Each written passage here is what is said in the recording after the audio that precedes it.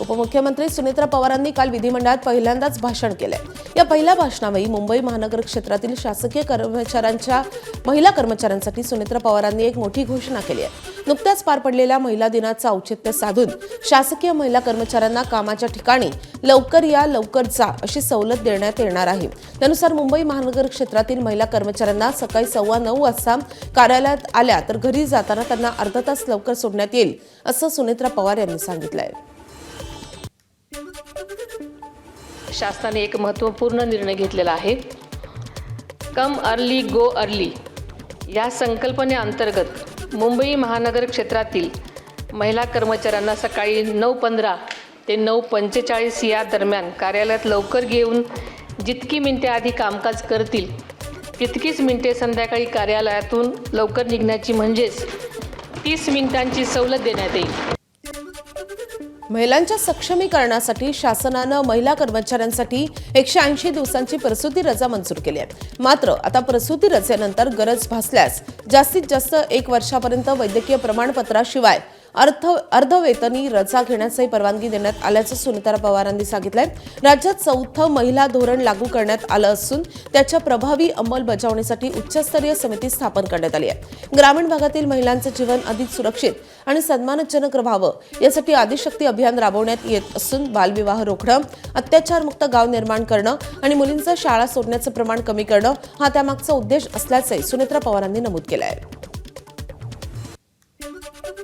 केंद्र शासनाच्या धर्तीवर 180 दिवसाची प्रसूती रजा मंजूर करण्यात आलेली आहे।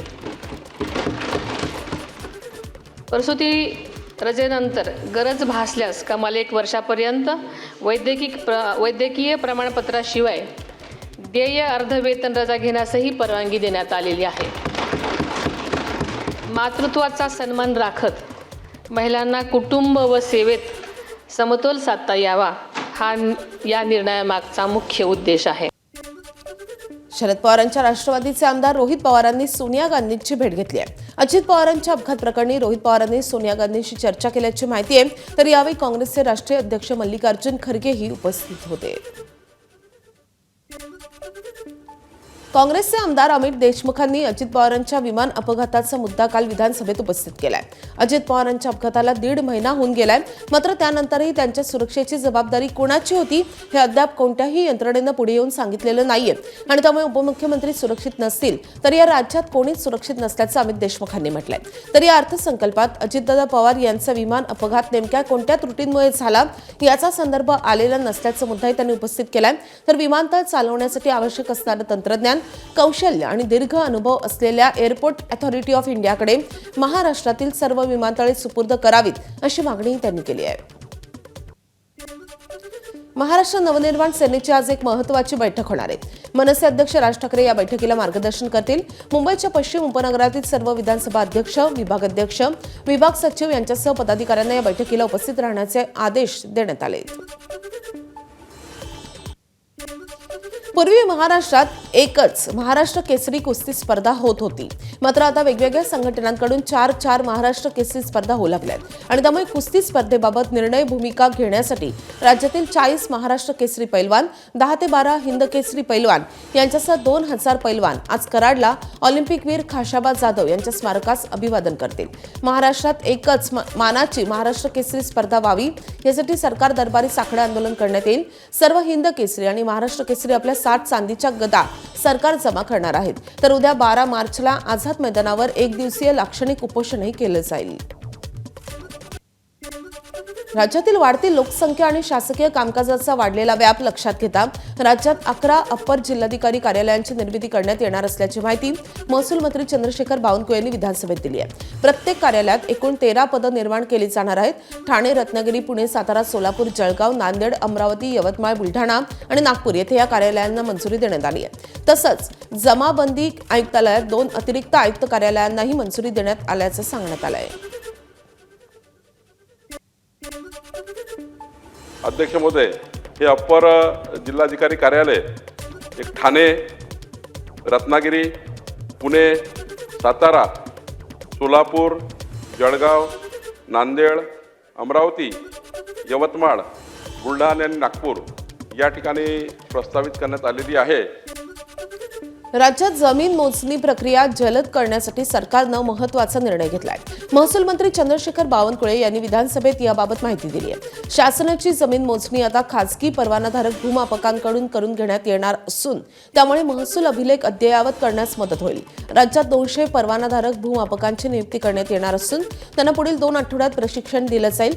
30 मार्चपासून हे भूमापक उपलब्ध होणार असून 17 तालुक्यातील प्रलंबित मोजणी प्रकरणं निकाली काढण्यासोबतच 18 तालुक्यात पोट हिस्सा मोजणीचं पथदर्शी प्रकल्प राबवण्यात येणार आहेत.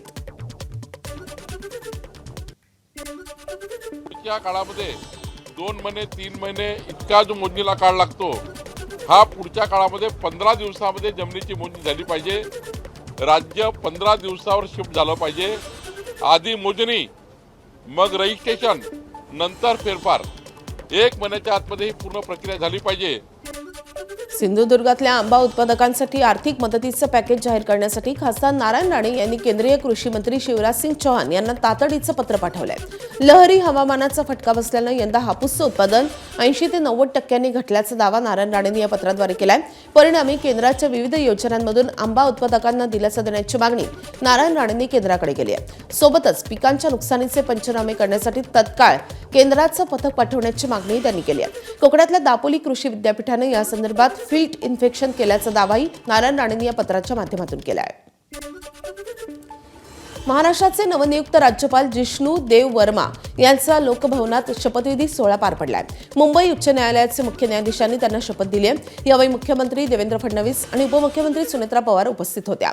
जिष्णू देव वर्मा यांनी तेलंगणात 1.5 वर्ष राज्यपालपदाची सूत्र सांभाळल्यानंतर आता ते महाराष्ट्राची सूत्रे सांभाळतील.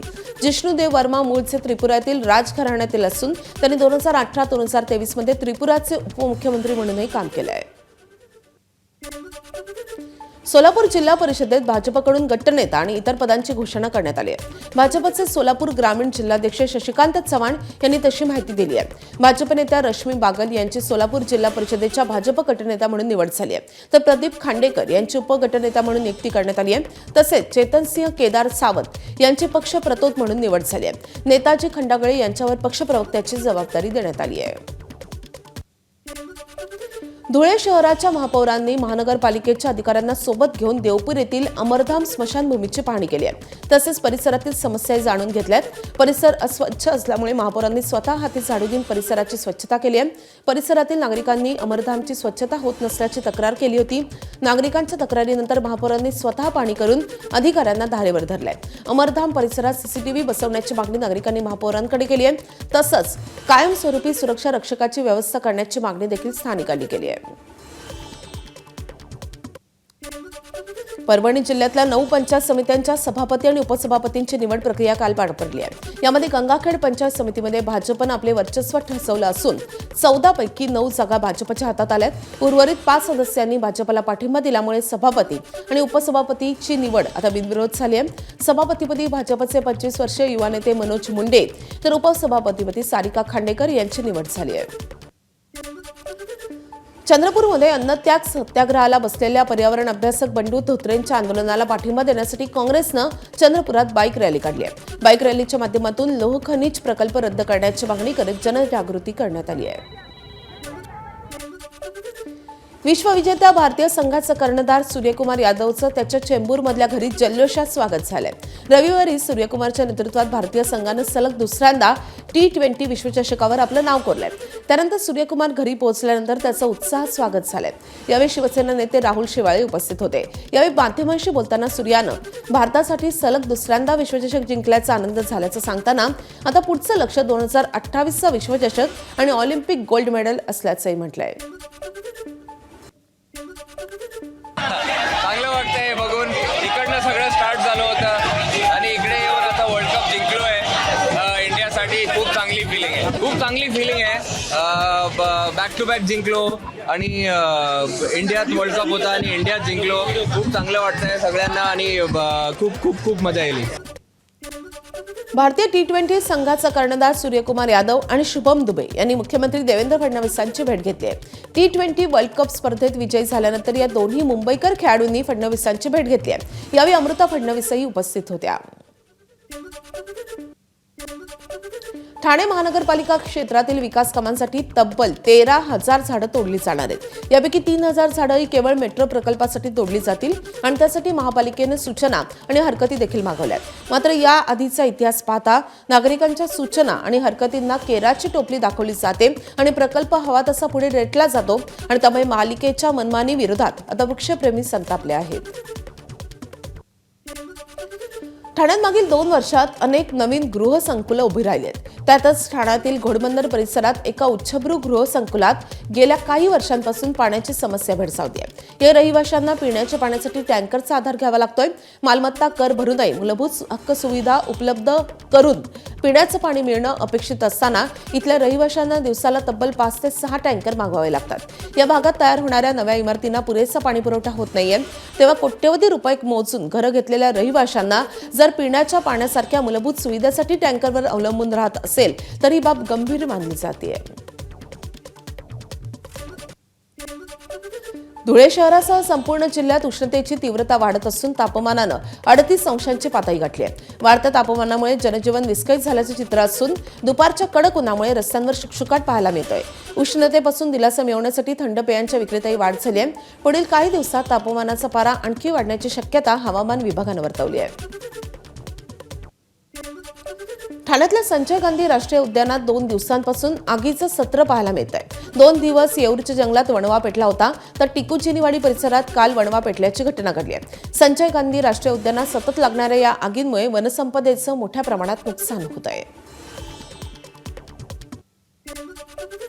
बृहन्मुंबई महानगरपालिकेचे आयुक्त भूषण गगराणी यांनी येत्या पावसाळ्यासाठी सर्व यंत्रणांनी सुयोग्य नियोजन करून सज्ज राहण्याचे निर्देश दिलेत.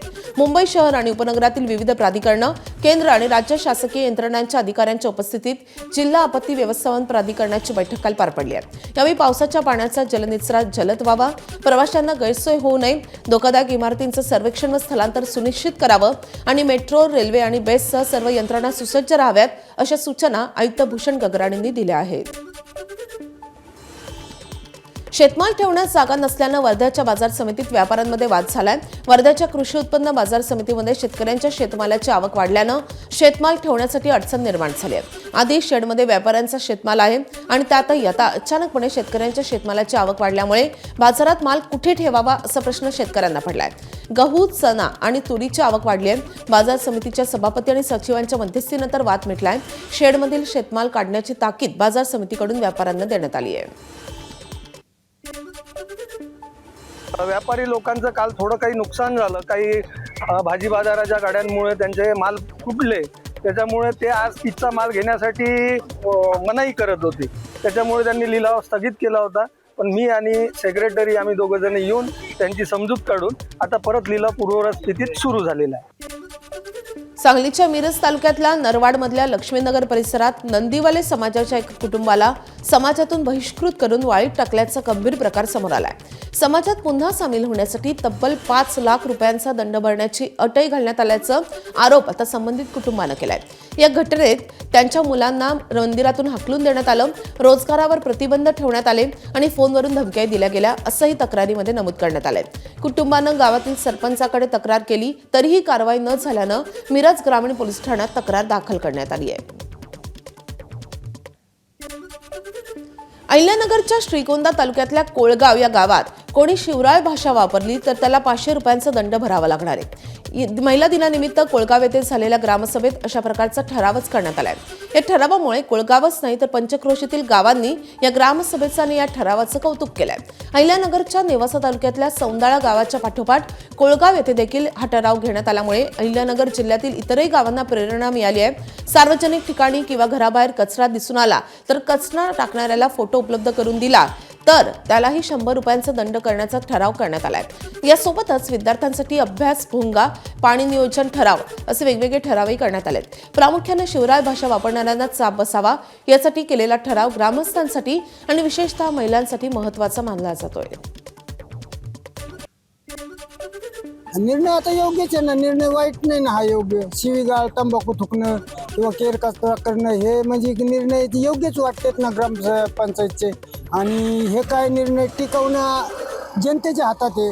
हे काय तुम्ही आम्ही किती सांगितलं, ग्रामसभा झाली गेले निघून, संपला विषय. असं आहे, त्याच्याकरता आहे ना ही निर्णय टिकवणं जनतेचं काम आहे. महिला दिन या निमित्ताने आपण ग्रामसभा भरवली होती महिलांसाठी. त्या ग्रामसभेमध्ये महिलांनी प्रथमतः शिवीबंदी यावर ठराव केला. शिवी दिल्यास 500 रुपये दंड आकारायचा. यानंतर महिलांनी भरपूर मागण्या केल्यात. त्यामध्ये स्वच्छता, ज्याच्या त्याच्या दारासमोरील स्वच्छता, घरासमोरील स्वच्छता ही ज्याने त्याने ठेवली पाहिजे. यावर दंडात्मक कारवाई होणार अशी त्यांनी ठराव केला महिलांनी. अरबी समुद्रात मासेमारीसाठी गेलेल्या नावेतील खलाशी रुपेश जुवाटकर हा समुद्रात पडून बेपत्ता झालाय. मालवण समुद्रात ही घटना घडली आहे. मासेमारी करून ही नौका मालवण बंदराकडे परतत असताना नौकेतील खलाशी रुपेश जुवाटकर हा नौकेत उभा राहून दात घासत असताना तोल जाऊन समुद्रात पडलाय.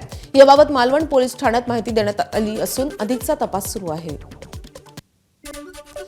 धाराशिवच्या उमरगा चौरस्ता इथे एका कारचा अपघात झालाय. कारचं टायर फुटल्यामुळे कार हॉटेलमध्ये शिरली आहे. यात कारच्या धडकेत दोघांचा जागीच मृत्यू झालाय तर एक जण गंभीर जखमी झालाय. पुण्यात एका तरुणानं पाकिस्तान जिंदाबाद अशा घोषणा दिल्याचा व्हिडिओ सोशल मीडियावर व्हायरल झाल्यानंतर शहरात मोठा वाद निर्माण झाला होता. या प्रकरणी पोलिसांनी अमन मुल्ला या 20 वर्षीय तरुणाला ताब्यात घेतलं असून त्याच्यावर गुन्हा दाखल झालाय. दरम्यान चूक झाल्याची कबुली देत या तरुणानं माफी मागितली असून भारत माता की जय अशी घोषणा देत भारतावर प्रेम असल्याचंही सांगितलंय. अहिल्यानगर शहरातल्या शांतता भंग करणाऱ्या आणि नियमांची पायमल्ली करणाऱ्या डीजे संस्कृतीवर लगाम घालण्यासाठी शहर पोलीस आता ॲक्शन मोडवर आलेत. सण, उत्सव, लग्न आणि इतर प्रसंगी मोठ्या प्रमाणात मोठ्या आवाजात वाजवण्यात येणाऱ्या डीजे विरोधात पोलिसांनी कारवाई सुरू केली आहे. शहरातल्या 37 डीजे मालक आणि मंगल कार्यालयाला नोटीस बजावण्यात आली आहे. तसेच नियमांचं उल्लंघन करणाऱ्या एका डीजे चालकावर गुन्हाही दाखल झालाय. ठरवून दिलेल्या वेळेत डीजे न वाजवणाऱ्यांवर कारवाई करण्यात येणार आहे. नागपूरच्या वेळाहरी परिसरात रिकाम्या प्लॉटवर साठवलेल्या भंगाराला भीषण आग लागली आहे. आगीत सर्व साहित्य जळून खाक झालंय. आगीमुळे मालकाचं मोठं आर्थिक नुकसान झालंय. आगीवर नियंत्रण मिळवण्यात यश आलंय. शॉर्ट सर्किटमुळे आग लागल्याची माहिती आहे. अनधिकृत वीज जोडणी करण्यात आल्याची माहिती समोर आली आहे आणि त्यामुळे आग लागल्याचं सांगण्यात येत आहे. आगीमुळे परिसरातील गवताळ भागाचंही मोठं नुकसान झालंय.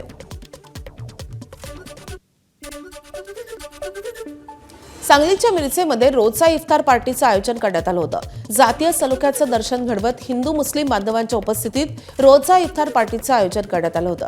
नगरसेविका बानू मुसा जमादार आणि FMG ग्रुप यांच्या वतीनं हा रोजा इफ्तार सोहळा आयोजित करण्यात आला होता. या इफ्तार पार्टीत केवळ मुस्लिम बांधवच नाही तर हिंदू बांधवही मोठ्या संख्येनं सहभागी झाले होते. ABP माझा, उघडा डोळे बघा नीट.